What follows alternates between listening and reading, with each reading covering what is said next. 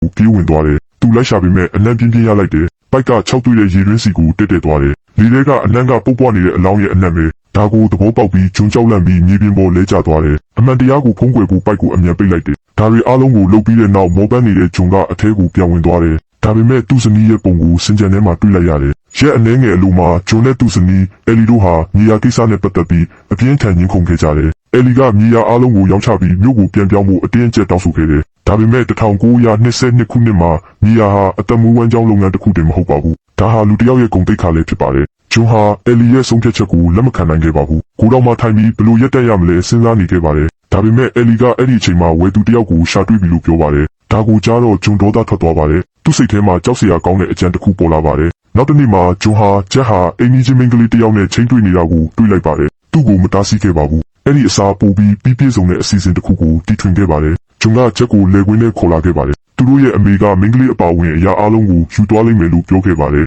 သူ့ရဲ့လက်ရှိဘဝကိုဆက်ထိန်ထားခြင်းရင်တယောက်ယောက်ထိခိုက်ဒဏ်ရာရရမယ်ဒါမှမဟုတ်အသက်ဆုံးရှုံးရမယ်လို့ပြောခဲ့ပါတယ်ဂျွန်းကအဲလီ